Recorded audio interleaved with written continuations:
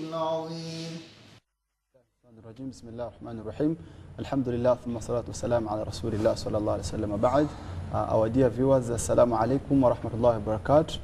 Welcome you on this program, Inside Islam, Alhamdulillah, at UBS Television, with your brother Hamza Saeed, Alhamdulillah, whereby we focus on the Islamic perspective, Alhamdulillah. We are much honored and Alhamdulillah, we're delighted to host again our beloved brother, brother Hamza Sheikh. You know, is a senior researcher from the house of Zakah, brother Hamza Kasuja. Alhamdulillah, he's our brother. We shall be with him bi'idhnillah this evening as we discuss with him the issues pertaining Zakah. Alhamdulillah, Sheikh, you're most welcome. I think you can also salute our viewers, inshallah. Assalamu alaikum wa rahmatullahi wa barakatuh. Wa alaikum assalam wa rahmatullahi wa barakatuh. I'm honored also to be here again to discuss what we do and what I love most, the third pillar of Islam, which is Zakah. Alhamdulillah, and he has tried, you know, to specialize in that field of Zakah when it comes to Islam. Alhamdulillah. Sheikh, it has been a long time. I don't know, you could have been blessed by twins when I also don't know. MashaAllah. I think House of Zakah, I think actually before we go on into the detail of the topics of the day, I think we need, you know, to really know what's going on in House of Zakah. You know, our viewers need to be updated on what's going on in Zakah. We started New Year, Alhamdulillah, January. Today is first, you know, of this year, Alhamdulillah, 2019. So we really don't know what's House of Zakah, what's is going on. Then according to the work plan of the House of Zakah, you know, we need to be silent about the programs that are going on there. MashaAllah. First of all, House of Zakah and Waqf Uganda is a Muslim-founded charity organization. We are repeating, or we are reintroducing it for those ones who are our new viewers, because every time we have new viewers. So it's a Muslim-founded charity organization, started 8 years back to streamline the collection and distribution of Zakah, and we're in the field. We've been in the field for 8 years now, and we've done quite a number of things. So back to what is happening at House of Zakah. This is a new year. Many people are still paying their Zakah. You know, Zakah is paid annually. One can pay from Ramadan to Ramadan, another can pay from January to January, but most of our Zakat payers pay from January to December. So they want a stretch of that 12 months. So many are coming. Many are coming. Many have come in December, and still many are coming. So, and we've been distributing, you know, we distribute Zakah annually, the general distribution. That's what people know, because it's publicized and people talk about it. But all along, we go on distributing. Like in health sector, the other week were in Lugazi to commission the new theater, Lugazi Muslim Community Hospital. That hospital. It is there in Lugazi. It is there in Lugazi. The Muslim bit of it. It's a community founded hospital. They have a school, they have a hospital, they have a mosque, they have a limbo somewhere there, they have a work project somewhere. So it's a very good community with ambitions and objectives. They were applied for Zakah like 2 years back, and we've been helping them annually setting up their hospital. It has 3 floors. They finished the first. They are going on the second, but part of the first floor, they put already theater, the machines for surgery and all those healthy details I can't explain. But they had a smaller hospital. They wanted to expand. So we gave them quite a sum of amount, and they invited us to commission the theater. And it's very beautiful, looking well. So also, the other week, we visited Mbiko County. County is Twale in Uganda. That is Jinja. Mbiko. That is Jinja. Actually, we also in Jinja and Mbiko.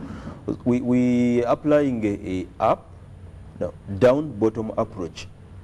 Instead of walking down to Jinja, Lugazi, Mbiko, and ask them to open offices of House of Zakah and put furniture and wait for collections. We empower them as communities, or we empower them as districts like in Jinja or Mbiko, as Twale.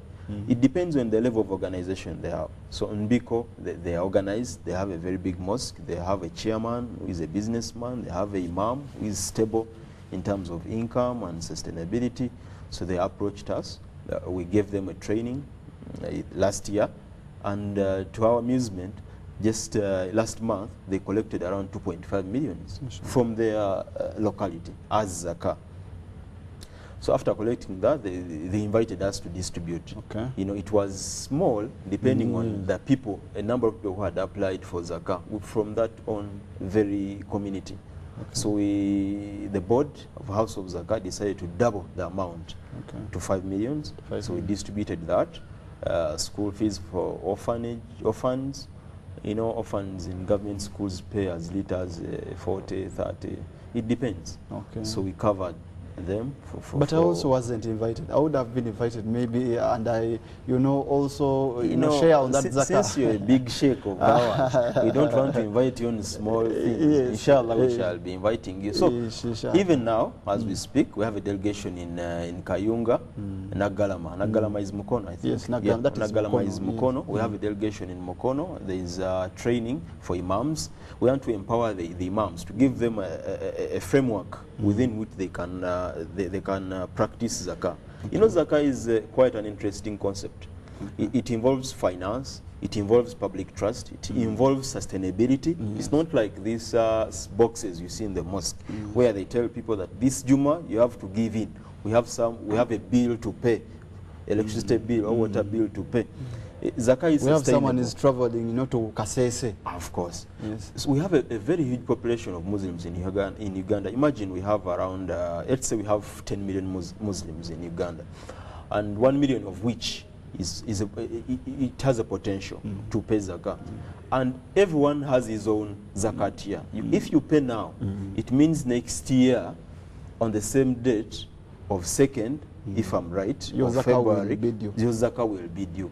So you can have as many as 10 or 100 people paying on each and every day, depending on their zakat. So zakah is sustainable. Zakah is unique in its own right.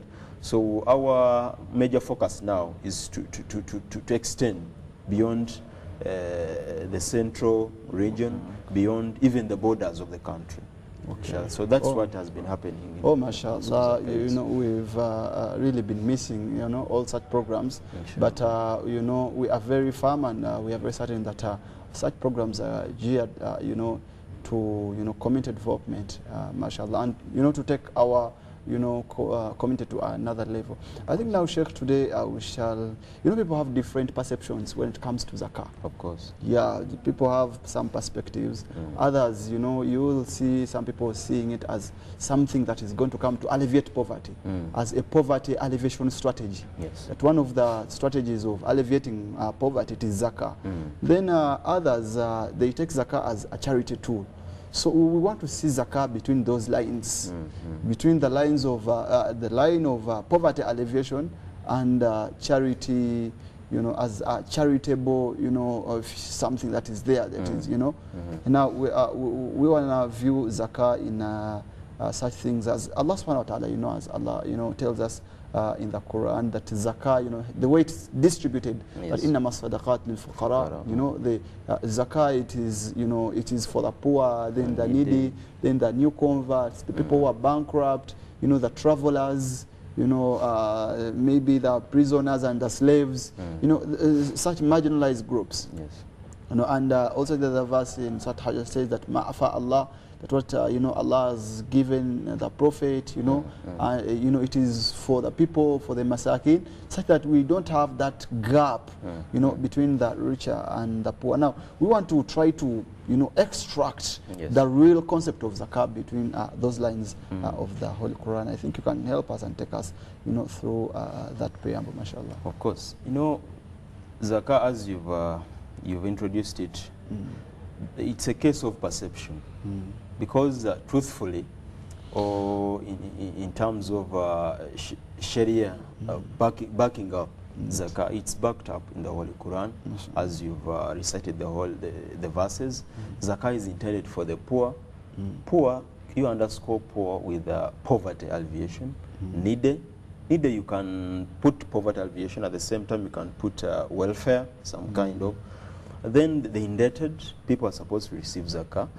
Debts are a result of transactions, business. And if you're heavily indebted, that means you're compounded to poverty in the long run.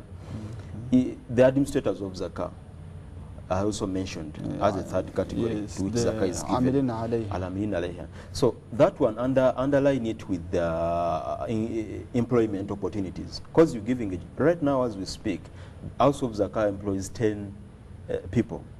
As the main administrators. And main administrators. Of the fund. Of course. On monthly basis, those employees are paid. Their salaries, NSSF, everything supposed to be paid is paid. So that we've created jobs directly for 10 people who are employed in House of Zakah. But at the same time, there are imams, there are qadis, there are other religious leaders they are sheikhs who mobilize zakat collections for House of Zakah, and they receive their commissions as they bring and some tokens donation. Of appreciation. And of course. And during distribution, we also empower them economically. So zakah is a poverty alleviation tool. But at sometimes, practically, you know, as we've said in the Holy Quran and everywhere, it's there that is a poverty alleviation tool. But when it comes to practicing, when it comes into putting into implementation, that's where the problem comes in. Lugazi, as I've mentioned earlier, it's hospital. So if anyone, or a imam, or a sheikh, or anyone, any Muslim will ask, how can they give out to a hospital? Is the hospital mentioned in the 8 categories to which zakah is payable? Is the hospital a needy? I mean, it's a hospital, it's not a human being. Because in the ayah, you will realize that zakah is for the poor, those are people. For the needy, those are people. The administrator, those are people. There is a human element in the 8 categories. But where do you put the hospital? So that's it's not a big question. But in terms of perception, it can form something you can't explain. So it's not that you are alleviating poverty, because again, someone should come and pay to access, you know, the health facility. Of course. Yeah, I'm getting the point. Yes. If you empower a community like Lugazi, if they say fisabilillah, in the way of Allah, so for us we go to the Sharia committee and the knowledgeable scholars to explain, to expound the category fisabilillah. How big is fisabilillah? What can we do in the fisabilillah? Because I think that in your values of zakah, that whatever you invest in the zakah fund, yes, you know, it should be in line with the objectives of zakah. Of zakah. Yeah, because you know, I don't know whereby you sponsor sports activities. No, we are yet to sponsor one. Zakah, you know, sponsoring, you know, sports activities. You know, it's something good, but it may not be directly in line with zakah. Yeah, I think zakah, it is in line with those activities that are philanthropic in nature. Philanthropy again, and charity again, and poverty alleviation again. You know, charity is different. Now, Lugazi, when they say zakah is for the poor and the needy, isn't the community in need of a hospital? Is there any community that is out of need of a hospital? Okay. Never. No one. No community. So Lugazi needs a hospital. So meeting the costs, the medical costs by the community, is it sustainable for them? Can they afford? Especially the Muslim community in Lugazi. So they couldn't afford. Okay. They could go to the government hospital in Kaolo, but at the same time, the hospital is overwhelmed by the numbers. Yes. Of course, you understand that.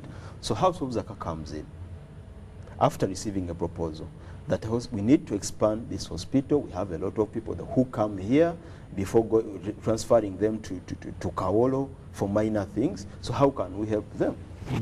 So we gave out around 70 million to set it up. So 70 million is going to the community, and Islam is for everyone. not for Muslims alone. Yes. You can help me explain that. So if I empower the community with 70 million, or I empower the community with machines or in the theater, it means that the whole community, irrespective of religion, gender, or any category, everyone will benefit from that. So zakah is not entirely a charitable instrument. So we can say that zakah has some features, you know, of charitable of charity. Yeah, of course, it has some features, but entirely. But it's not entirely or substantially that it is a charitable instrument. You know, zakah in itself, when Dr. Yusuf al-Qaradawi, in his book Fiqh al-Zakah, I think you've ever come across it, he defines it as zakah as something related to growth, to purity, to elevation from this step to the next. So elevation and growth and purity depends on the impurity or lawlessness of the community or an individual whom you want to uplift. Okay. So if you come in Uganda and define a poor in Uganda, you'll be different from a poor in Australia. Okay. And by the way, I think there are some trends and complexities that have evolved that are really kind of changing that direction. Because when you go back traditionally, you know, there is that traditional concept of zakah. That zakah is this and this. I think you could help us to really define the traditional one, because this kind of modernity and you know, and things that have evolved, technology, information, education, zakah is really changing on the trend, as you said. Yeah. Now it's before zakah was known to be for sheikhs, imams. Then did you pay your zakah? Yes, I paid to the imam. He will not disclose what he has paid, but I've paid to my imam. Then after paying to the imam, let's assume that we accept that you've paid to the imam. So the imams and the leaders then did not, I'm not blaming them, but did not avail the information, the methodologies, the rationales behind zakah. It was between the payer and the sheikh. Because maybe we couldn't know who the recipients are, what they applied for. We couldn't monitor and evaluate whether what was given to the imam was what he gave out to the poor. I'm not being judgmental here. You know, actually that was not only in the imams, because even when you go to the LC chairmen, let me just give you an example of these chairmen. You know, things were just kind of informal. People don't have that kind of systemization and standardization in their operations. But the trend, as the trend is changing, people, you know, adopting to new systems, you know, standardizations. People are kind of smart in whatever they do. You know, you see now, like in the mosques now, you will see that being an imam, you know, nowadays, you know, it's a job. Somewhere, you know, when you go to certain countries, you are paid, you know, you also avail with some facilities like housing, medical, you saw. So as in, they are trying to systemize everything because people are aiming to quality. People want quality. So if you want a quality imam, you should be able to, you know, to fund him very well, host him somewhere, give him everything that you see that can suffice him. But I think it depends on the systems again. So we were finishing the other point.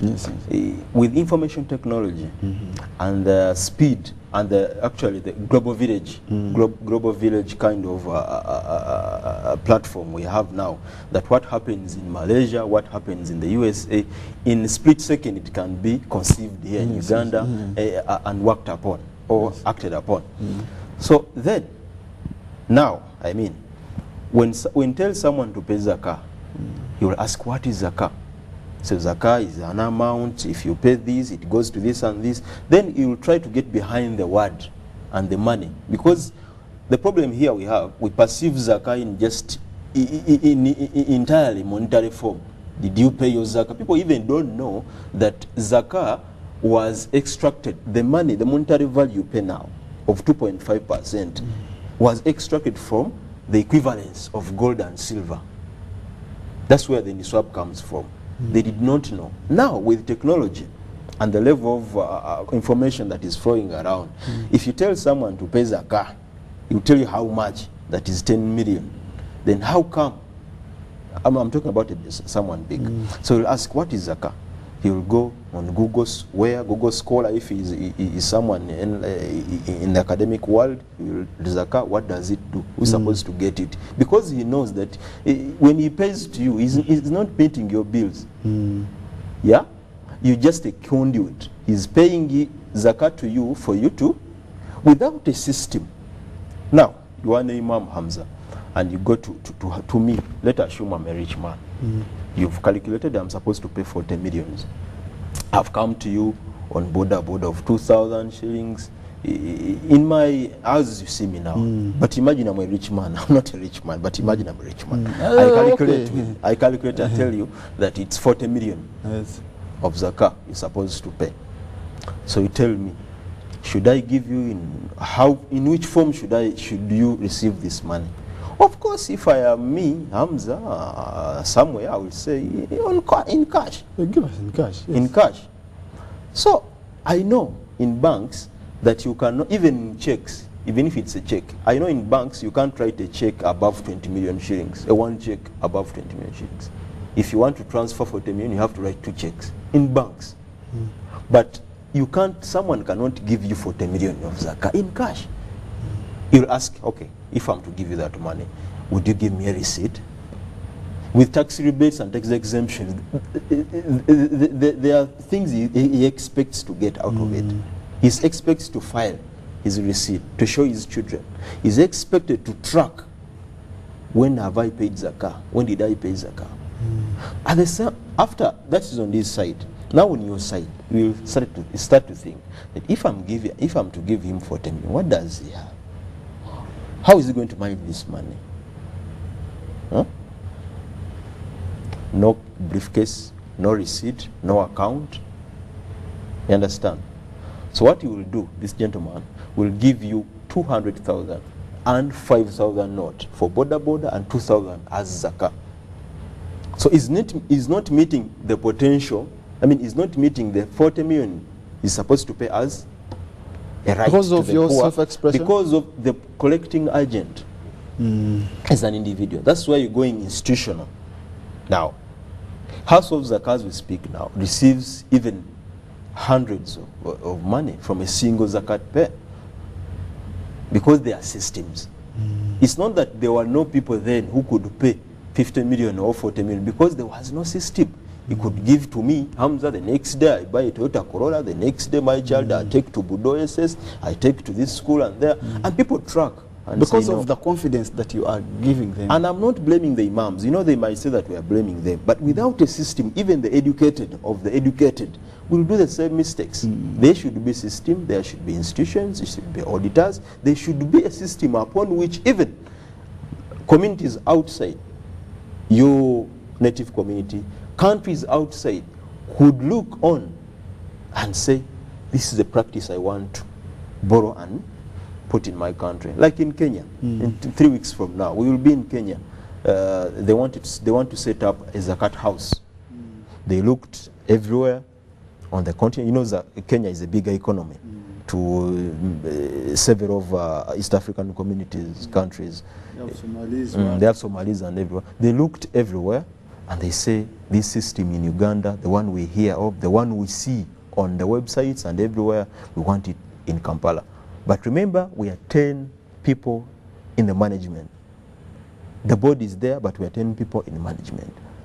So it depends on the system. Back to our topic, zakah, whether a charity or a poverty alleviation tool. In 1959, this is just an exclaimer out of in 1959. Before independence. Before independence, not here. Yes. In the ASEAN is Southeast Asian countries. Lee Kuan Yew was founding Prime Minister of Singapore. When they were setting up the country, you know, Singapore was a trading post, a bridge trading post, linking them from the Far East, to Asia, and then to Europe. So it was just a trading post, no country, nothing. So the British were leaving.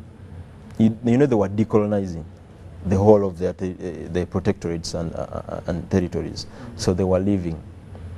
And Singapore was on the brink of extinction because the bases were there, the economy was driven by the British and everything. Down was Indonesia, the Muslims. They were confronting them to annex them actually. Malaysia was there, another Muslim country. You know, Singapore is a Chinese-dominated country, basically. So the Indonesians were there, and this prime minister was thinking, how can we build a country out of just a trading post and these big problems?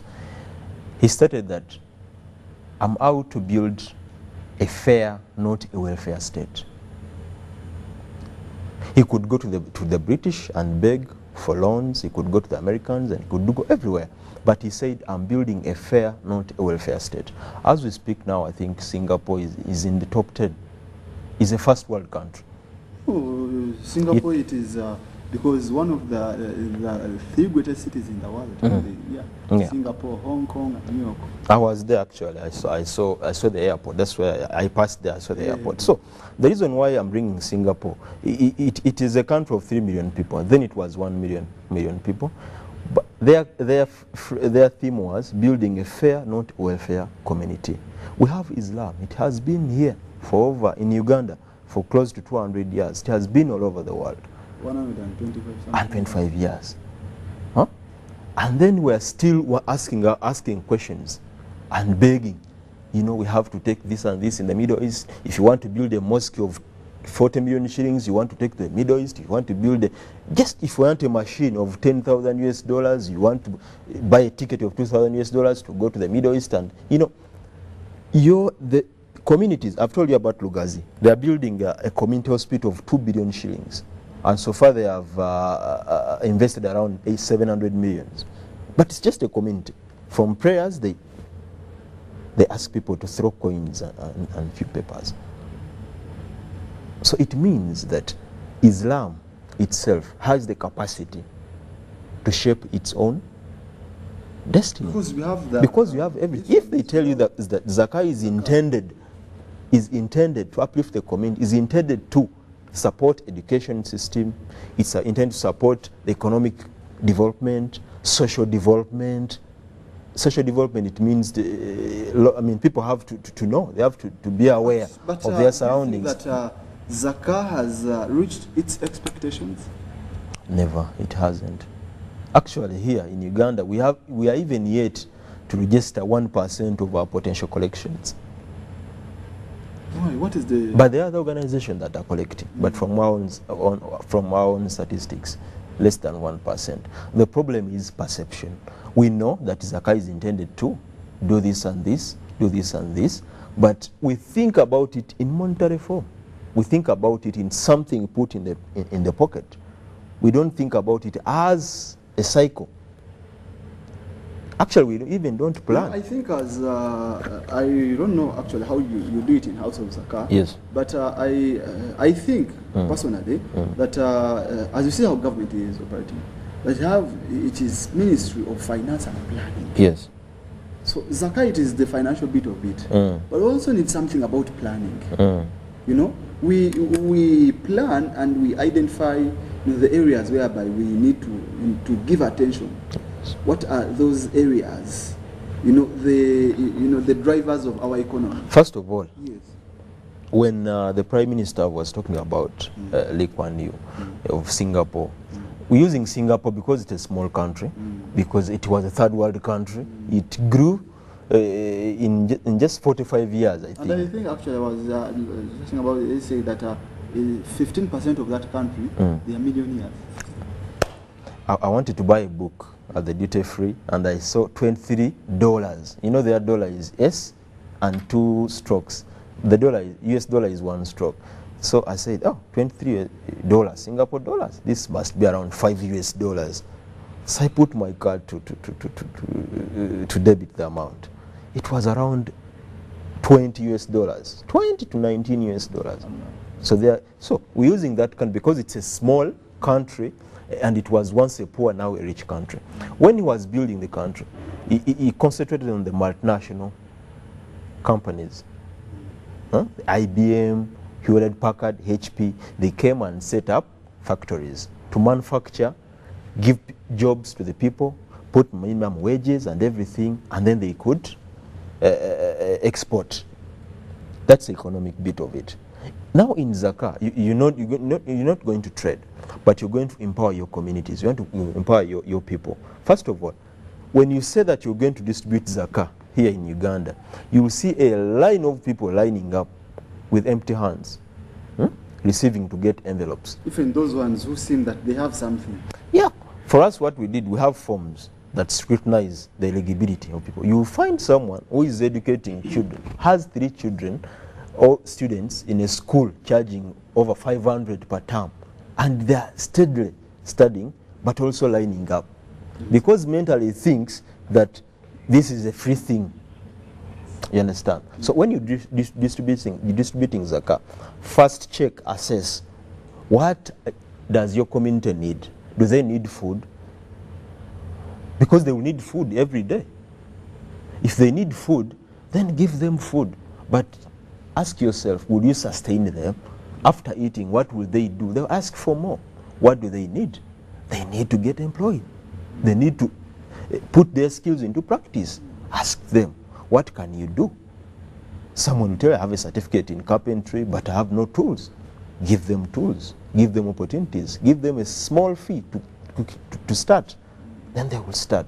Because as you know, that we are in an era of competition. We really need that kind of competitive advantage. Of course. In whatever that we do. So we should be strategic in whatever we do. But when you are investing your funds somewhere, you are just not only that you are surfacing that need, but there is also something that that you are intending as a person. That you are intending as a as a person of a house of Zakah. So I think that we need to concentrate more on such things. Of course, again, we're going to use that country as our example. When they were building their healthy ministry, health sector, and policies, he states in his book, that Prime Minister, that it says the book is From Third World to the First World, written by that Prime Minister, Lee Kuan Yew, you have mentioned.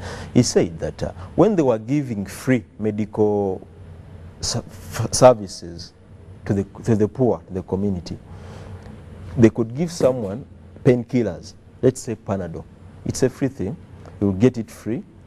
He will swallow one tablet or once, and he will not finish the dose, and the sickness will persist. After that, he will go to the private doctor and buy this. He will be given the same tablets, but at a cost. He will take those tablets and get healed. So the problem is in mentality. When you put free things, and give to the community, they will only think in getting free things without working. So what they did, they put an amount to be charged. After people taking medicine and asked to pay a portion of the money, a small fee, they started taking the medicine, and the situation was now normal. So this explains that when we're giving Zakah, we shouldn't give entirely to people to think in terms of charity. Understand? In terms of charity. That's what we've been doing. We say that we need to buy clothes, old clothes to be taken somewhere. We need to buy 7 sacks of food. We need to buy oil. We need to buy this and that. And after buying that, we need even to build mosques and everything. So you'd find 300 shillings invested into doing something for the community. But after that, receiving that, they will ask for transfer. Actually, even we have, I don't want to say sheikhs, we have some leaders who, after commissioning something, they say that I don't have transport. You call him, he's a leader, he gives a very moving speech, you're all happy, but when you're parting, he says that I need fuel. Definitely, some facilitation. It is there. You have to facilitate, but on the background of doing something for the community, you would assume that everyone's heart and emotions will be geared towards contributing to the cause. I know. You understand? So the way we distribute our proceeds of zakah or sadaqat will drive our communities in terms of thinking what to do when they receive even their own funds. Because if someone receives 1 million from zakah, he buys a machine, he buys a popcorn machine, we gave them many of them the other time, he starts working, he earns 20,000 today, he earns 10,000 next day, he earns 30,000 next day. After a month, he saves 500,000. So he will even learn how to use his own money rather than what you've given to him. So we should give out to inspire, we should give out to empower, not give out to breed beggary, to breed donor dependence syndrome. Okay. Yeah. Now, Sheikh, let me, as a house of zakah, Of course. because you are driving this economy to somewhere, and I think the planners actually, they're appreciating what you're doing. Sure. Now, as far as house of zakah is concerned, you know very well that at the end of every year you launch, this is how we've performed, during the course of the year. Now, as you are moving as house of zakah, because I think that on every financial year you start, that as you see how government is, it is performing that on every, I think 1st of July, they read the national budget. This is the national budget. So as house of zakah, when you're starting, the financial year, you be with that budget that has the incomes and those areas whereby you want to spend in that year, that you want to spend this on this, want to spend this on this, want to spend this on this, and you also determine that kind of the resource envelope that you have. Yeah, we do that. Actually, our zakat year also is also 1st July. 1st July. 30th July. Yeah. We even audit our books. They are externally they are audited. We have plan. We plan that in this zakat year we want to empower education, like the other year and this year. Our core objective is education, and we are screening right now. We have around 300 in schools. Now we had to add around 200. They are screening. They are busy. So we have plans and agendas that education now, economic empowerment, and training. And you also invite, some kind of stakeholders, like the district heads, like the imam, as you're launching, that kind of plan, that kind of work plan, as you're launching it, because these are the people who are, going to help us to see that we can move on. Of course, yes. we do that. But in terms of distribution, as you've mentioned, zakah is the way we do it. We do it on case-by-case basis. We might say that we want to entirely, on great extent, we want to empower education program or health program or training, capacity building. You give priorities. Yes. But since it's a case-by-case basis and zakah is intended to be given out to 8 categories, which are not very many, there are few. Sometimes there are cases where we could technically say, this is a very big case, we need to do this and this. The community needs it, or someone needs it, like the sick people, and we say that now health was one of our core objectives. But since this case of capacity building is in dire need, let's now look closely or work closely to get it out of the pipe. Okay. So we have plans, but at the same time we have cases that we receive on a daily basis, and we evaluate them on a weekly basis, and we pluck out those cases that are in dire or in acute attention, and we give it to them. Yes. What is your response to disasters? Disasters, 2 years back, we were very active with the resources of sadaqat, not zakah, that time, because people responded to our campaign. When drought struck in the disasters like like the landslides, droughts, and you know the things they cut across. Of course. They don't they are only affecting the Muslims. So how do you go on like that? You know, we have an agenda for that, and we have a line for that. But at times there are many stakeholders in that on a national scale. The government, first of all, it gives a lot of resources to that, and our resources are quite small. So if we assess that we don't have resources for that, or we have few, we could help with a few. But sometimes I think we found disaster as being covered by other stakeholders in the country. Okay. Of course. Oh, mashallah ta'ala. Now, Sheikh, you know, as we are going through this kind of poverty alleviation and charity tool, of course, you as a practitioner of zakah, where do you expect to see zakah?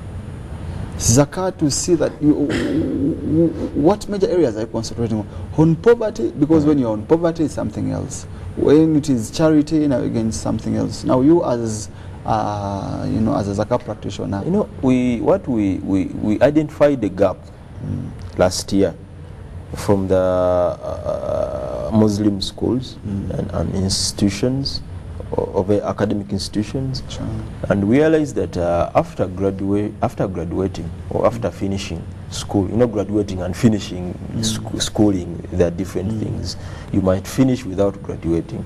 So after these children getting out of school, 16, 18, 20 years, and so they learn theory, basically. They learn theory. There are few, actually they would not even want to go into technical schools because a friend has a degree, a friend was in Makerere, a friend was in Chambogo. But after leaving school, we've tried to monitor them. Where do they end up? Especially in the eastern Uganda, in Iganga. There's that district of, before Iganga. Ginger. No, not Ginger, Kamuli. Kamuli. There's Kamuli. There's another district around, Buluka, those districts. We try to conduct a study and ask ourselves, you know, when you go to UBOS, the statistics, they will tell you the high level of school dropouts are in those districts. So we try to ask ourselves, what can we do? Now the gap is in skilling. The gap is in skilling.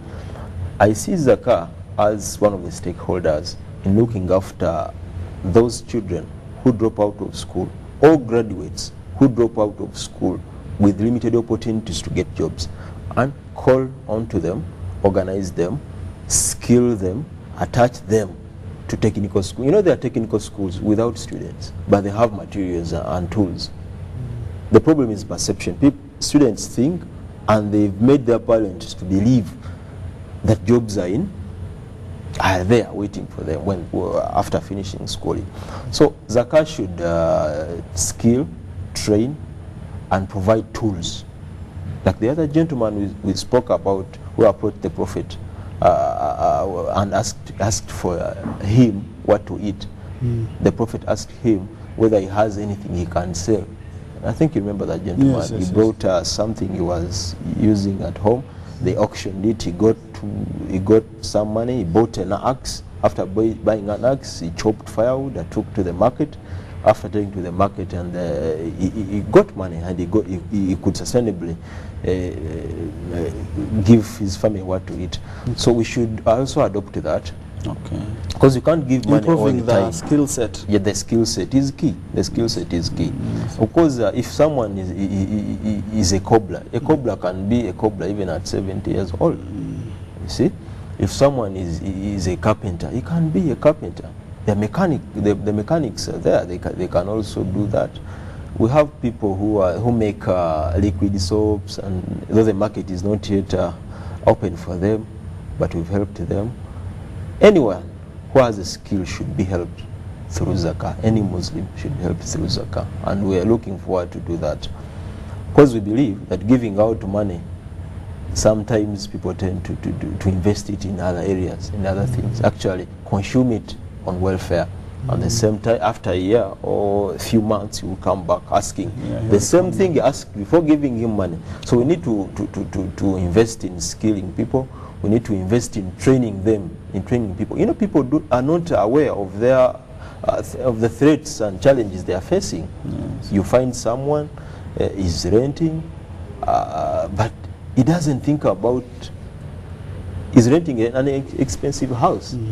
He comes to the house of zakah, he said the landlord is chasing me from the house, that how much is it? 1 million. How many how many months are those? 2 months. He's paying 500,000 and he's coming to zakah to help. You know, before engaging yourself in, or before getting in a transaction, you feel that it would be, it is not sustainable. So you should know.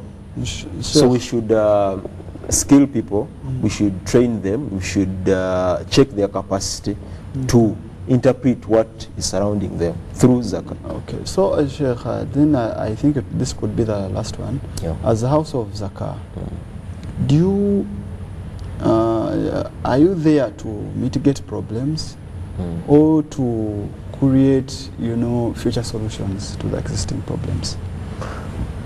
We are there to create future solutions, but at the same time, solutions could be, you know, problems could forge a reference for you to create a future solution for someone.